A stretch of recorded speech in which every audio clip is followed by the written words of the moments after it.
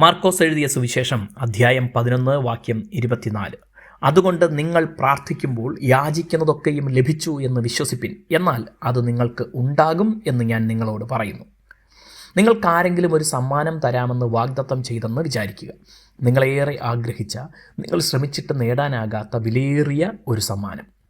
വാഗ്ദത്തം ലഭിച്ചത് മുതൽ നിങ്ങൾ അതേക്കുറിച്ച് സ്വപ്നം കാണാൻ തുടങ്ങും.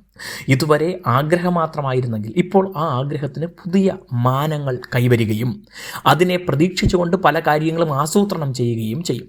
എന്നിരുന്നാലും അത് നിങ്ങൾക്ക് ലഭിച്ച് സ്വന്തമാകുന്നതുവരെ ഇവയെല്ലാം ഭാവനകളായി മാത്രം നിലനിൽക്കും. ഒരു നാൾ ആ വാഗ്ദാനം നിങ്ങൾക്ക് ലഭിക്കാതെ വന്നാൽ ഒരുപക്ഷെ വലിയ നിരാശയിലേക്ക് വീണെന്നുമിരിക്കും. ഇവിടെ യേശു ഇതിനേക്കാളും വലിയ ഒരു കാര്യമാണ് വാഗ്ദത്തം ചെയ്യുന്നത്. അതായത്, നിങ്ങൾക്ക് ആവശ്യമുള്ള കാര്യം പ്രാർത്ഥിക്കുമ്പോൾ ദൈവത്തിൽ നിന്ന് അതിനെക്കുറിച്ച് ഉറപ്പൊന്നും ലഭിക്കുന്നതിന് മുമ്പേ പ്രാർത്ഥിച്ചത് ലഭിച്ചു എന്ന് വിശ്വസിക്കുക.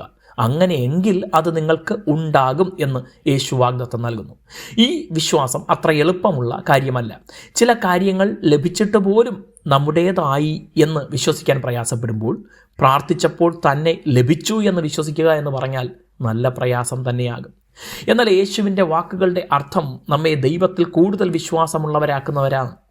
പ്രാർത്ഥിക്കുന്നതിന് മുമ്പ് തന്നെ ദൈവം എൻ്റെ പ്രാർത്ഥന ഉറപ്പായും കേൾക്കുമെന്ന് വിശ്വാസമുള്ളവരാകാൻ അത് നമ്മെ പഠിപ്പിക്കുന്നു.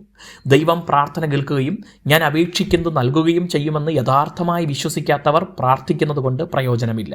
അത് വെറും സമയം പാഴാക്കലായി മാറും. എന്നാൽ ദൈവത്തോട് ഒരു കാര്യം പറയുമ്പോൾ ഉറപ്പായും അത് ലഭിച്ചു എന്ന് വിശ്വസിക്കുന്നവരുടെ പ്രാർത്ഥന അത്രമേൽ ധൈര്യത്തോടെ ആയിരിക്കും. യേശു നൽകിയ ഈ വാഗ്ദത്തം നമ്മെ കൂടുതൽ വിശ്വാസത്തിൽ ഉറപ്പിക്കുന്നതാണ്, കൂടുതൽ വിശ്വാസത്തോടെ പ്രാർത്ഥിക്കാൻ സഹായിക്കുന്നതാണ്. ദൈവം നമ്മെ അനുഗ്രഹിക്കട്ടെ.